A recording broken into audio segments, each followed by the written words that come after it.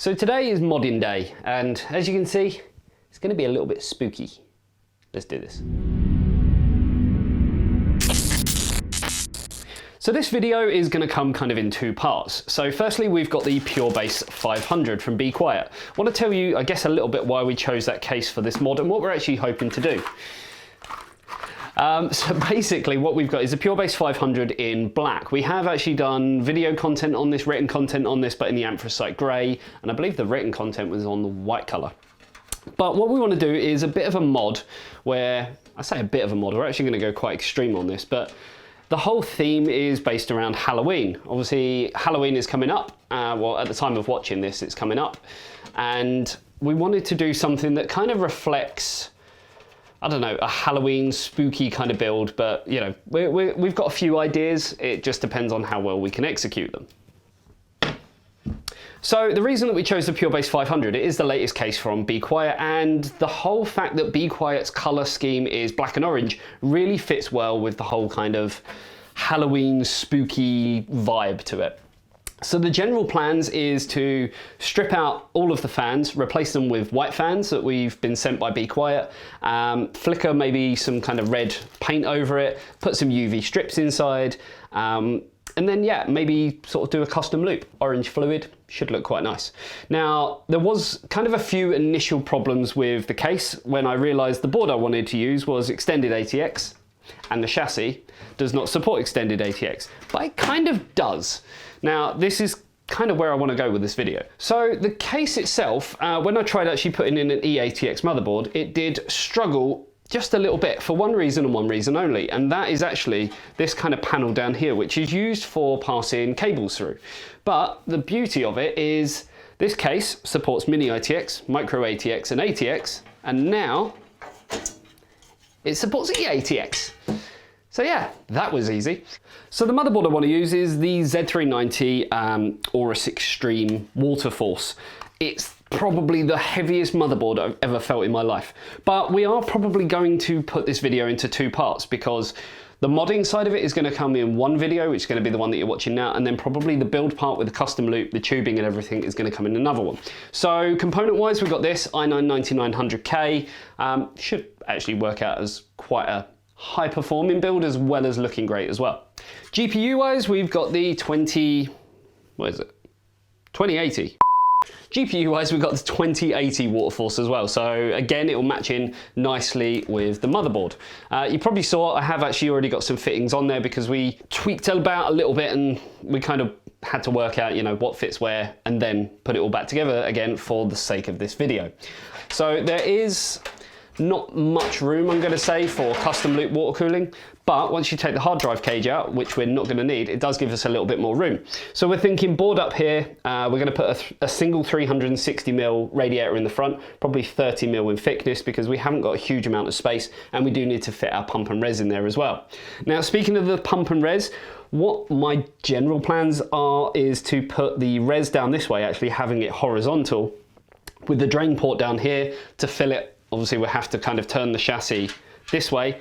But yeah, that should work out quite nicely. And then, now that we've taken the hard drive cage out, because obviously our power supply is going to go down here, we should be able to fit a pump res combo down here. Just a small one, like a DDC, with just a really small Acertel top, which AlphaCool came through. They sent me a load of fittings, sent me radiators, sent me all of the stuff that we can custom loop this with.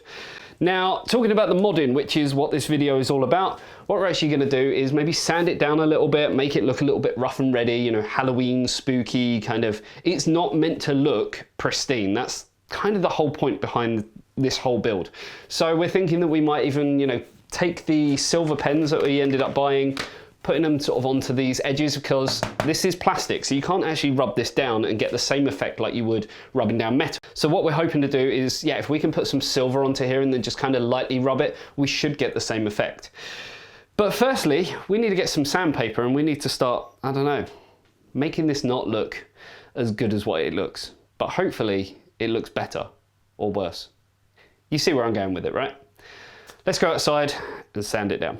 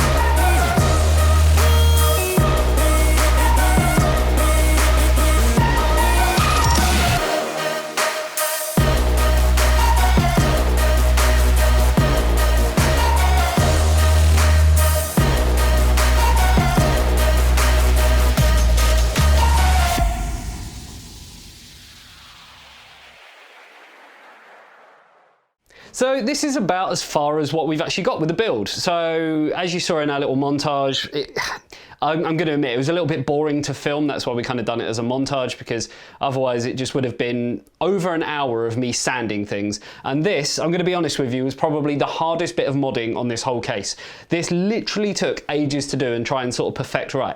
But as you can see, what we did is use kind of a nail to kind of scratch it in there to really give kind of that Halloween, you know, nails down a chalkboard kind of effect, and then added some blood on there, which kind of works because it has gone a little bit darker. What it's actually done is, I guess, looks a little bit between blood and also rust, which was essentially the look we were going for.